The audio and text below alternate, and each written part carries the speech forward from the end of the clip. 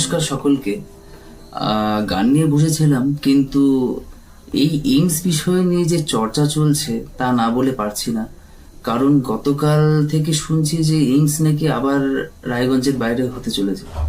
যদিও এটা officially news নয় বা অর্ডারও নয়, তবুও একটা চর্চার বিষয়। কারণ আমাদের এই রায়গঞ্জবাসী, কালিয়াগঞ্জবাসী তথা উত্তর দিনাজপুরবাসী সবার মধ্যে একটা এইমস বিষয় নিয়ে একটা একটা আবেগ আছে। আর এই আবেগটা তৈরি হয়েছে আজ নয়, সেটা বলতে পারি যখন ঘরে ঘরে ফোন ছিল না, হাতে হাতে মোবাইল ছিল না, নেট কি জিনিস সেই জিনিসটা তখন আমরা কেউ জানতামই না। তো তখন থেকে একটা আবেগ তৈরি, সেটা আজকের কথা নয়, সেটা 2006-07 তারও আগে থেকে। কারণ ফার্স্ট প্রপোজালটা আমাদের শ্রদ্ধেয় প্রিয়রঞ্জন বাবু করেছিলেন 1999 সালে, যতদূর সম্ভব সংসদে প্রথম এই প্রস্তাব করেন আর কি। তারপরে ধীরে ধীরে ধীরে ধীরে 2004 সালে আরো জোরালো করেন। তো ধীরে ধীরে এইভাবে করতে করতে এইমসটা একটা প্রপোজালের বিষয় চলে আসে এবং কনসিডারও করে সেন্ট্রাল থেকে। 2008 সালে প্রিয়রঞ্জন বাবুর একটু শারীরিকভাবে অসুস্থ হয়ে পড়েন। তারপর থেকে ধীরে ধীরে একটু করে এই আবেগটা একটু করে কমতে থাকে। তো তবুও 2009 সালে সেন্ট্রাল থেকে সবকিছু পাস করে নিয়েছিল, বাজেটে বলাও হয়েছিল সবকিছু। তো তারপরে সরকার পরিবর্তন হয় 2011 সালে। সেই 11 সালে তার নাম আমি মুখে নিতে চাই না, তো তিনি এখান থেকে এইমস নামক ফল সমেত গাছটিকে নিয়ে গেলেন কল্যাণীতে। তখনও এই আবেগে একটা আঘাত লাগে আমাদের সবার, উত্তর দিনাজপুরবাসীর। তারপরে আবার নতুন ভাবে স্বপ্ন দেখা, আবার নতুন ভাবে দাবি তোলা যে আবার আমাদের এখানেই এইমস হবে। সব থেকে বড় কথা যে এই এইমস যখন হাতে গোনা ছিল সেই সময়, তখন কেউ জানতো না যে এইমস জিনিসটা কি। তখন এই সমস্ত রায়গঞ্জবাসী, কালিয়াগঞ্জবাসী তথা উত্তর দিনাজপুরবাসী আশেপাশে সবাই মোটামুটি জেনেই গেছিল যে এইমস জিনিসটা তখন কি। সেই সময় যারা কেউ জানতো না, তখন আমরা হয়তো জেনে গিয়েছিলাম যে এইমস অ্যাকচুয়ালি কি জিনিসটা। আজ সবাই এইমস বিষয় নিয়ে সবকিছু জানে, নেট এসেছে, ফোনে সবকিছু জানতে পারছে। তো তখন এরকম ছিল না। যখন আমরা জানতে পারি প্রথম, তখন হয়তো অনেকেই মানে এইসব এইমস বিষয় নিয়ে অতটা জানতো না। এটা সত্যি কথা, এটা অস্বীকার করার কোনো জায়গায় নেই। আর দ্বিতীয়ত যদি বলি যে এইমস নামক শব্দটি উঠলেই রায়গঞ্জ, রায়গঞ্জ নাম উঠলেই এইমস, এই জিনিসটা উত্তর থেকে দক্ষিণ, পূর্ব থেকে পশ্চিম সবাই মোটামুটি সবাই জানে। তো এখন নতুন করে প্রস্তাব হোক বা একটা সম্ভাবনা হোক যে রায়গঞ্জ থেকে আবার অন্য কোথাও হওয়ার কথা চলছে বা একটা চেষ্টা চলছে, যাই হোক, যেটাই হোক না কেন, আবার হয়তো রায়গঞ্জ বঞ্চিত থেকে গেল।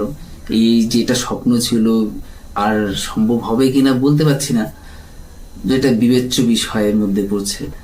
তো যদি সত্যি হয় যে আমাদের এই এইমসটা এখানে আর হচ্ছে না, তবে সত্যি এটা খুব প্যাথেটিক ব্যাপার। এখানে একটা বলতে গেলে যে এই রায়গঞ্জে প্রথম রুট ছিল, যে এইমসের রুট ছিল রায়গঞ্জ, সেই রায়গঞ্জ থেকেই সরিয়ে সব জায়গায় হয়তো হবে। তো রায়গঞ্জে হবে কিনা সেটা সময় বলবে। আর আমি রায়গঞ্জবাসী হিসেবে আমি প্রতিবাদ করতে পারি, আমার মনের আবেগকে আমি প্রকাশ করতে পারি, বলতে পারি, তুলে ধরতে পারি। তো আমি চাই সকল রায়গঞ্জবাসী, কালিয়াগঞ্জবাসী হোক, উত্তর দিনাজপুরবাসী, সবাইকে এই বিষয়ে একটু জোরালো আওয়াজ তোলা উচিত। কারণ এই প্রথম এখানেই থেকে শুরু এইমসের বিষয়টা। তো সেইখানে দাঁড়িয়ে আবার যদি বঞ্চিত হয়ে যাই আমরা, তাহলে তো এরপরে আর কিছু বলারই থাকবে না।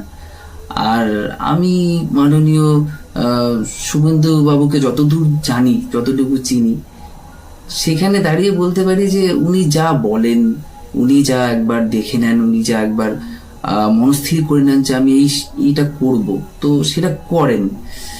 সেটা দুদিন আগে হতে পারে, পরে হতে পারে, কিন্তু তিনি কথা রাখেন।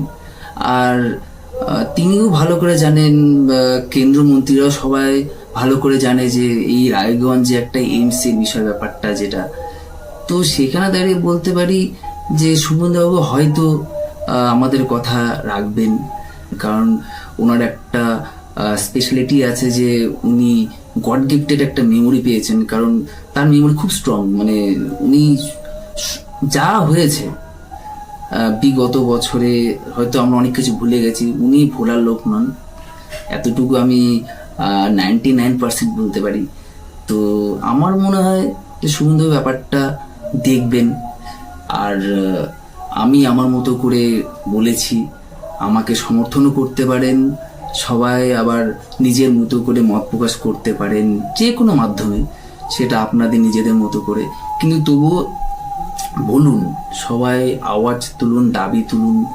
রায়গঞ্জবাসী তথা কালিয়াগঞ্জবাসী আপনারা প্রত্যেকে এই আওয়াজ তুলুন, দাবি তুলুন, না যেন আমাদের আর যেন বঞ্চিত না হই সবাই। এটা অনুরোধ রইল। আর আমাদের এই দাবি, এই আবেগ, এই কথাগুলো যেন আমাদের মাননীয় মুখ্যমন্ত্রীর কাছে পৌঁছে যায়, সেটার ব্যবস্থা হোক। সবাই এই বিষয় নিয়ে আলোচনা করুক, এটা আমি চাইবো বরাবরই। আমি আশাবাদী। আর যদি তেমন হয় তবে আমি প্রতিবাদ করব। আমি শুধু নয়, সবাই করবে। আমরা যদি বঞ্চিত হয়ে যাই, এইবার প্রতিবাদ হবে, একটা আওয়াজ উঠবেই। ধন্যবাদ সকলকে।